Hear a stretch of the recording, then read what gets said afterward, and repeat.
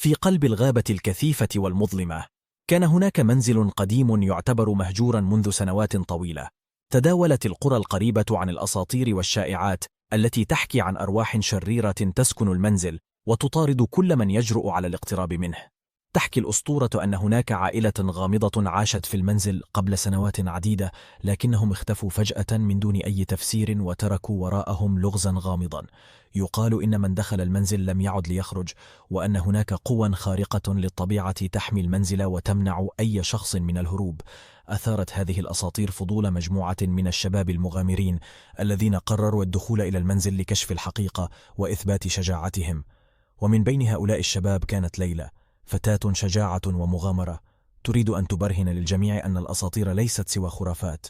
دخلوا المنزل في إحدى الليالي العاصفة، حيث كانت الرياح تعصف بشدة خارج المنزل والأمطار تهطل بغزارة. تجولوا في الأروقة المظلمة والغرف المهجورة وسط أصوات غريبة وظلال مرعبة تتحرك في كل مكان.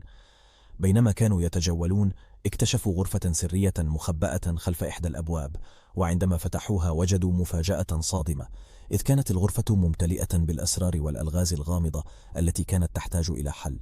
وسط تلك الألغاز كان هناك كتاب قديم مكتوب بلغة غريبة، كان يبدو أنها مفتاح حل اللغز.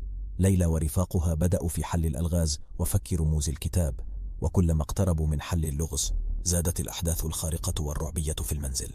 تحاول القوى الشريرة دفعهم إلى الاستسلام، ولكنهم واصلوا البحث والمغامرة بكل شجاعة وعزيمة.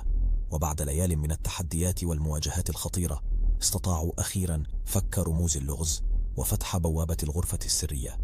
وراء البوابة وجدوا مفاجأة تماما مختلفة عما كانوا يتوقعونه.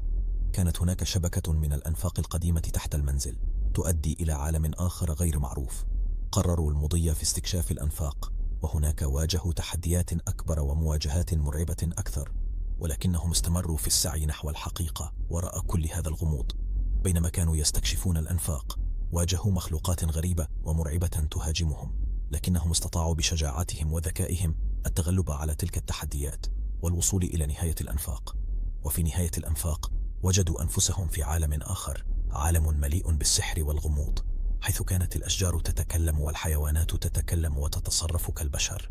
كانت هذه الأرض تحكمها ملكة شريرة تسمى مالفينا، التي كانت تحاول استعباد الأرض وسكانها لتحقيق طموحاتها الشريرة.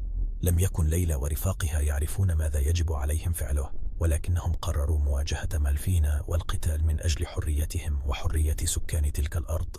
بدأوا في التحالف مع الكائنات السحرية الصديقة في الأرض الجديدة، وتعلموا السحر والقتال بشجاعة ضد قوات مالفينا. وبعد معارك شرسة وتحديات كبيرة، تمكنوا أخيرا من هزيمة مالفينا واستعادة السلام في الأرض الجديدة. وكانت ليلى ورفاقها الأبطال الذين تم تكريمهم كأبطال الأرض، وعادوا إلى عالمهم الأصلي محملين بالمغامرات والذكريات التي لا تنسى. شكرا لكم على متابعتكم لهذه القصة المليئة بالإثارة والمغامرة. نأمل أن تكونوا استمتعتم بها واستمتعتم بمغامرات ليلى وأصدقائها. لا تنسوا الإعجاب بالفيديو والاشتراك في القناة ليصلكم كل جديد ومثير، ولا تترددوا في مشاركة الفيديو مع أصدقائكم لتعم الفائدة والمتعة. شكرا لكم مرة أخرى، ونراكم في المغامرات القادمة.